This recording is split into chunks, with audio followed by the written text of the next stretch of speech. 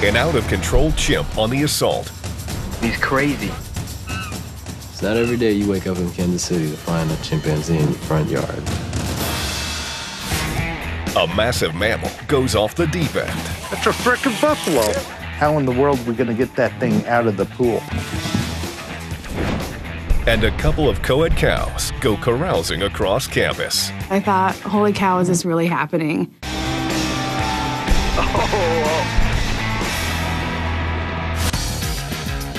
We've brought wild animals into our world, in zoos, on farms, and as pets.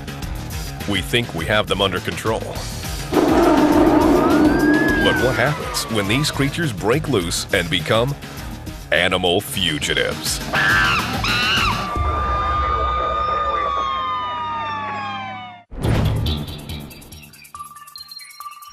It's a normal day for Michael Abron and his girlfriend when they hear a strange noise coming from outside their house.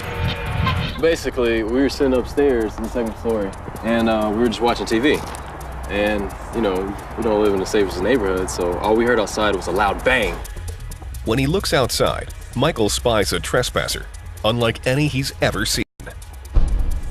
He's speechless when he sees that on his front yard is a chimpanzee weighing over 130 kilograms. Wanted, common chimpanzee, aka Suko. Michael grabs his cell phone and starts filming the scene from his roof. This is the safest place we felt, was on the roof. So the craziest happened today. There's a chimpanzee in Tiffany's front yard, okay? He started knocking on windows and hitting people's car. He's a huge motherfucker too. And he's crazy. He hit one car and started smiling. What a crazy day. But when the chimp turns its attention to Michael's house, it's no laughing matter.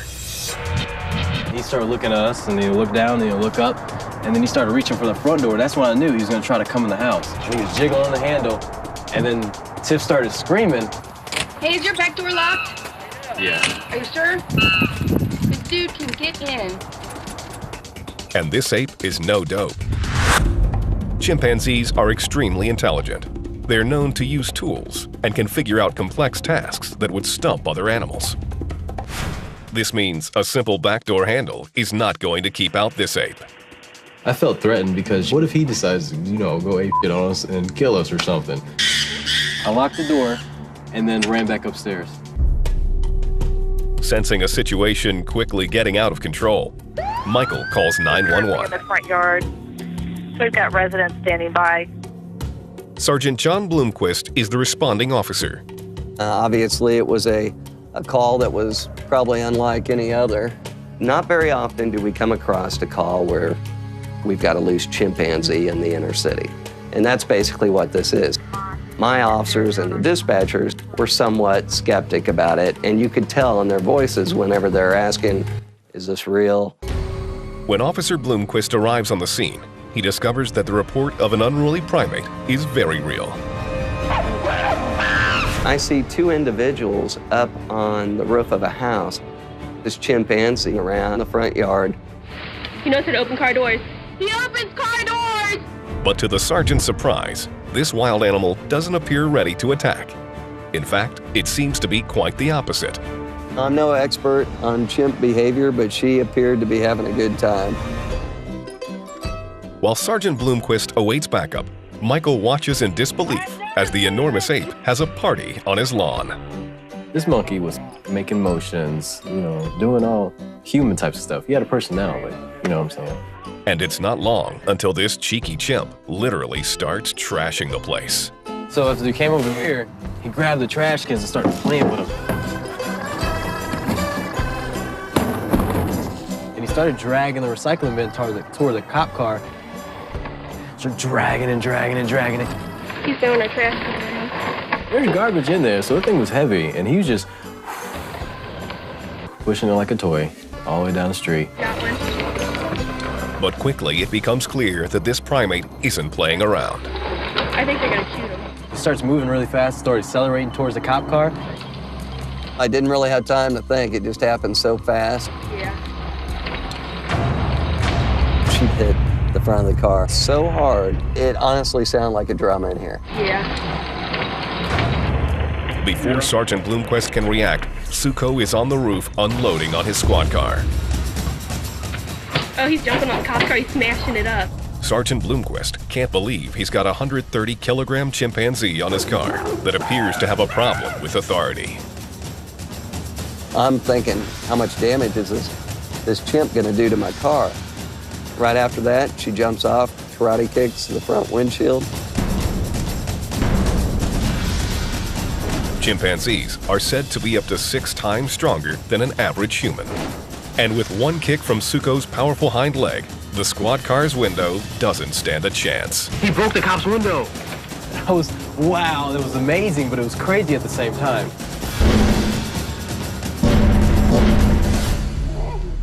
With the chimp getting aggressive, officers are left with no choice. When backup arrives, they bring out a tranquilizer gun. There's like 10, 15 cops in here with all their guns out and animal control guy, and they're getting ready to shoot the monkey. Kansas City Police Force versus a wild monkey. Who's gonna win? Shoot the gorilla, man. It's a direct hit. He shot the gorilla. You got the video going? Yep. Witnesses wait for Suko to collapse from the tranquilizer dart. But amazingly, she doesn't. He just told the guy he need more tranquilizer. Holy shit. The whole time, me and Tiff were sitting on the roof right over there, just watching all this chaos happen. Officers prepare more tranquilizers. But before they can act, the man arrives. It's Suko's owner.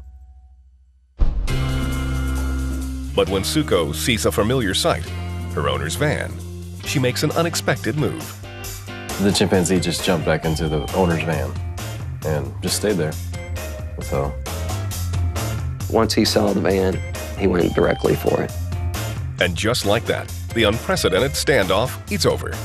I felt the big relief moment when the chimp was inside his van. Suko surrenders, and her owner, under police escort, takes the animal to a new home in a local primate sanctuary, ensuring there will be no more unexpected escapes for this great ape. What a day, huh? Monkey in the front yard. Ain't that some shit? It felt like a special moment out of history. So I had to share it with the world.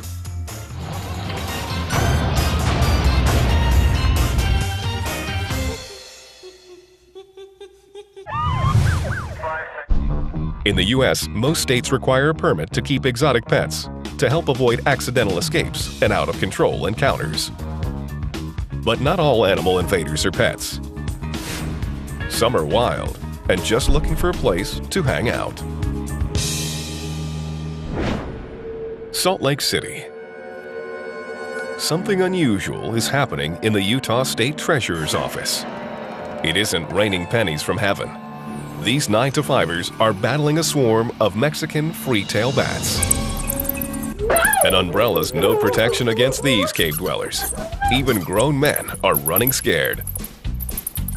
Going down? Nope. Staying put. For weeks, these winged workers have been circulating the office, taking meetings, and dropping memos. Or dropping on memos, as the case may be. While workers have managed to catch a few of these pesky pencil pushers, staff are stuck ducking the rest. Mary Poppins is down and out. But while figuring out how to get these webbed invaders out could drive a branch manager batty, one thing's for sure. At the next office party, wings are definitely not on the menu.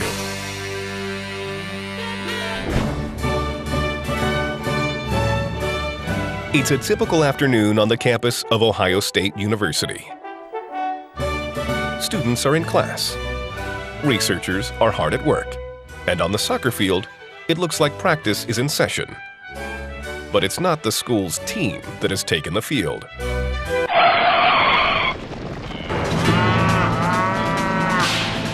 It's spring semester. Film student Andy Dillon, seen here in the winter term, is on his way to class when he spots 2 female black and white belted Galloway cows taking a campus tour. So I was walking towards class, and on my left here was the first instance where I saw the cows. I thought at first it could have been a prank done by a fraternity or sorority. I wasn't sure exactly what was going on. It was just a sight to see when I'm walking to class and there's just two cows in the middle of the field. And Andy's not alone. High up on the 8th floor of the science building, researcher Sabrina Garman is one of a growing crowd of onlookers bowled over by the campus cattle. When I saw these cows, I thought, holy cow, is this really happening? No pun intended. But these cattle haven't gone Greek. They've actually escaped from the OSU vet school, where their owner was having their hooves trimmed. It's not long until veterinary students arrive on the scene and attempt to recapture the cows. But instead of using ropes and halters, these students improvise. This is where basically I caught the cows being corralled. Veterinary technicians were on the field using soccer goals as nets and keep them in one area. But spectators are skeptical. When I saw them gathering the soccer nets, we're like, are these idiots seriously trying to catch cows with soccer nets? Why they would use soccer goals is beyond me. The idea quickly proves full of holes. The cows simply push past the makeshift corral and carry on with their campus carousing. And then, of course, when they broke through, it was like, told you so.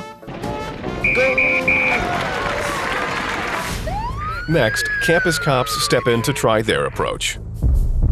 This was the first moment where I saw almost like a cops and robbers type standoff. They drive a squad car onto the field and try to use it to steer the animals toward a waiting vet student. But the cows have other plans. Once they saw all the cop cars, then all hell broke loose. Ohio State University. Campus cops are attempting to herd 2 runaway cows toward a waiting vet student. I'm walking to class and there's just 2 cows in the middle of the field with a bunch of police cars. But these cows aren't cooperating. They reacted in kind of like a flight or fight type scenario, and they just kind of freaked out and ran right into one of the vet technicians.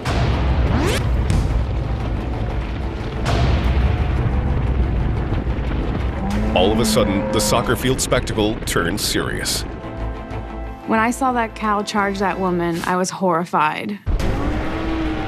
They just flipped out. For a tense moment, no one knows how badly the student is hurt. We were very thankful when she got back up because the way he hit her, we thought that she had a broken leg, broken ribs. Luckily, the woman is uninjured. But by now, these previously harmless heifers are off on a full-fledged stampede. This really looked like a prison break. We had cows running around through police cars, running into people, and just running amok. They were going crazy.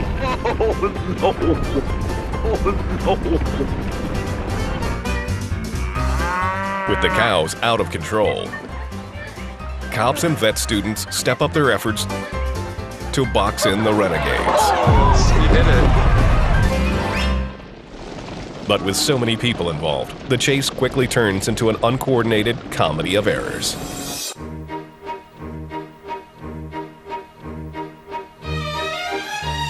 I thought the whole situation was funny, just from start to finish. The cows just were completely eluding every possible attempt to capture them. It looked ridiculous.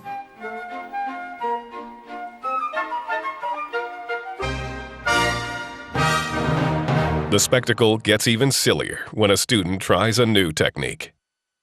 At one point, a couple of the vet technicians got a hold of some sticks and were waving them around. It looked like almost like an incompetent matador. You couldn't write this stuff.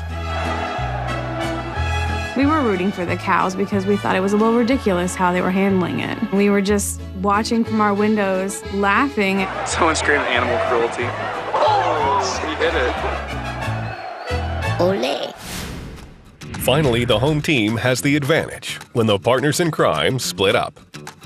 So miraculously, one of the fugitive cows jumped in between and over 2 police cars, ran past a person holding sticks like a matador, and ran his way up this hill, all the way out this way towards the freeway. Here, Columbus City Police get involved in the chase when they surround and forcibly subdue the cow, leaving campus cops free to set up a grand finale for this epic escape. They pull up a trailer and attempt to coax the remaining fugitive cow inside. So finally, they get the cow into a corner where it's calm, and up drives a golf cart with the sorriest cowboy I've ever seen throw a lasso maybe a foot over the cow's neck. There was actually bets taken by my coworkers when they would whip out the lasso, just because it was a giant joke. But the tactic works. Vet students have the cow completely under control, and the outnumbered animal surrenders, ending an unforgettable day at OSU. The star of the show is definitely the cows. Hands down. Honestly, in the back of my mind, I was smiling for the cow just to kind of say, go, buddy, you go for freedom. While campus cops at OSU completely underestimate a pair of hot-stepping heifers, 14 hours away in Bel Air, Kansas, a feathered fugitive on the run is in for a surprise when a wily vice principal gets in on the chase. April 6, 2005, Sunrise Christian Academy. School has just started when Vice Principal Ron Pitchman gets an unexpected phone call. Anytime you hear that you've had a call from the police, you think, oh no, am I in trouble? But this call isn't about an unpaid parking ticket or an unruly student. The private academy keeps a stable of exotic animals, and it seems one of them is loose. He said, well, we have one of your emus has escaped, and you need to come and catch them. Wanted, Dromaeus novaehollandia, aka emu. Also waiting on site is Kyle Lindstedt, the school's athletic director, reluctantly recruited by police to help capture the animal. I consider myself a normal person that doesn't enjoy encounters with wild animals that I can't control. But Ron, on the other hand, he comes to work with a pair of cowboy boots in his trunk, you know, just because he's waiting for something to go like this. An experienced animal handler, Ron immediately comes up with a plan to capture the galloping game currently running wild. The only thing that was on my mind was catching that emu and trying to get this chase ended. The first thing that I decided to try was just go for it. Just run as fast as I can and see how close I could get to this emu.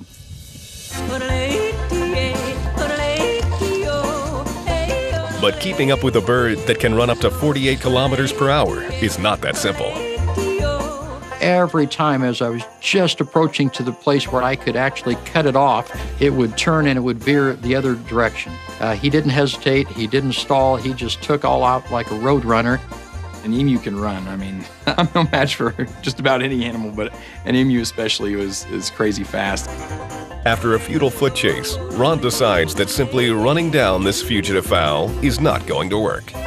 So he and Kyle try a new tactic.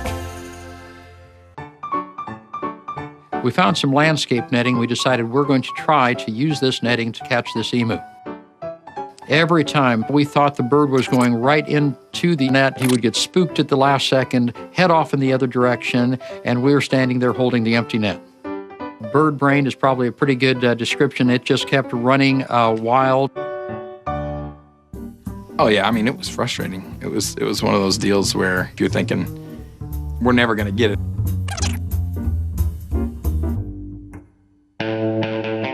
After several hours on the chase, the would-be captors seem to be finished.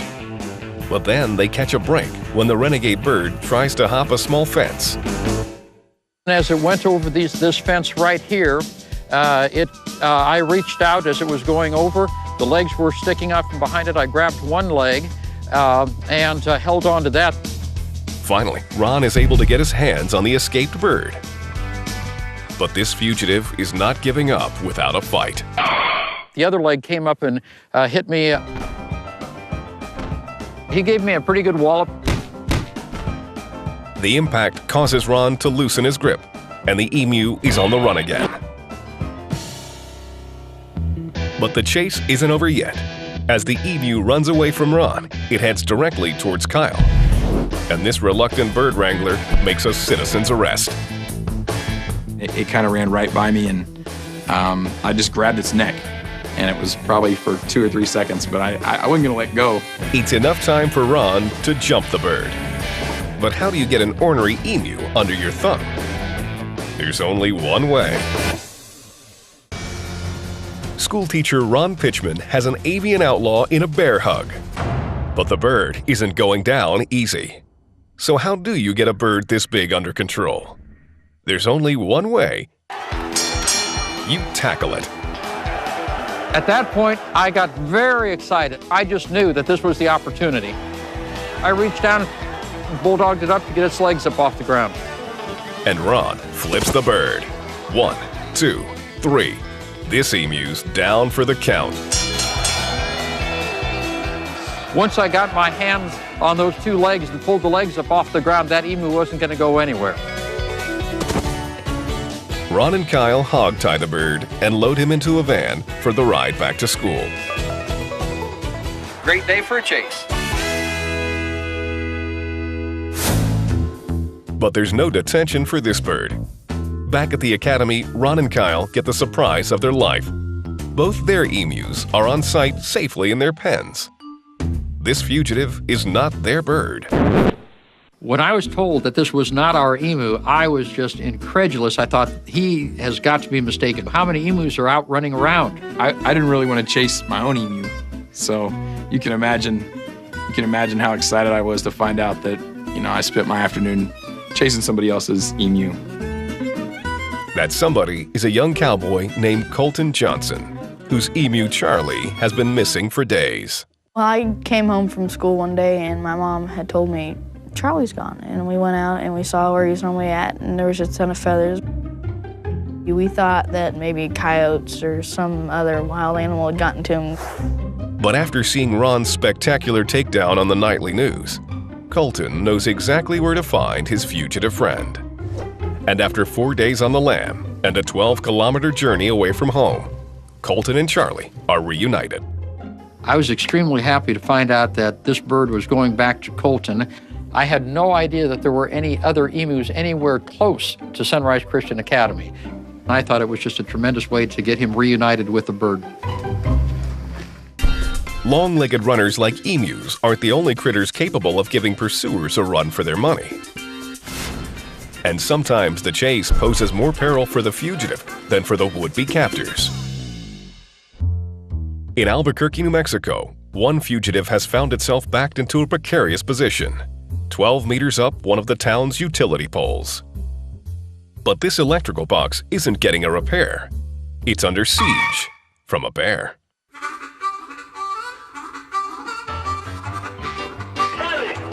While officials aren't so scared of the bear, they're afraid for this critter's cub, already in custody. One false move by Mama next to this live electrical box, and this high-voltage, high-wire act will turn deadly, leaving her little one an orphan. Rescuers move closer, and as the bear watches the distraction, her paw slips. The enormous shock sends the smoking bear tumbling. Spectators are stunned, but animal control acts quickly. They move her to a transport and get her examined by a vet. She seems stable. She's breathing regularly, her heart rate is regular, and I can't really find any injuries on her other than a little burn on the inside of her right rear leg. This is one fortunate fugitive. She'll sleep off her incredible shock, and in the future might keep 4 paws on the floor. But not all chases end 12 meters up in the air. Sometimes when wild creatures get caught out of their element, it can turn into a case of sink or swim. October 2010, Sautina Coochie, Georgia. It's early in the day when homeowner Chris Nonamaker heads outside to do some maintenance on his backyard pool. It was a beautiful Saturday morning. I came out of the house and I've noticed these rips in the pool. But what really catches Chris's attention are the size of the holes. This is a very stout pool cover, somewhat like a trampoline. So to see this kind of damage was very shocking. Chris immediately suspects an animal from the nearby woods punctured the canvas and leans in to investigate. I didn't see anything, so I assumed a deer or some other animal had fallen in and jumped right back out. But as Chris walks past the shallow end of the pool, it's clear whatever fell in hasn't made it out. As I turn this corner right here, suddenly there was a jumping. It was sloshing water, and it was making a god-awful noise. Scared the daylights out of me. Chris runs into his house and calls his friend Dennis for backup. Within minutes, Dennis and another friend, Neil, are on the scene examining the hulking mass going wild under the pool cover.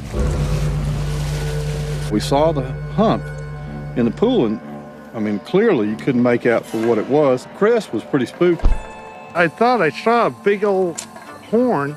It was big, whatever it was. There was a little bit of anxiousness on everybody's part. But the only way to find out what exactly is in the water is to pull back the tarp. My mind was racing. I didn't know what it was. I was thinking that it was a bear.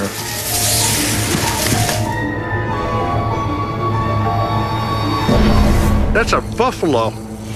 That's a frickin' buffalo. He's not happy.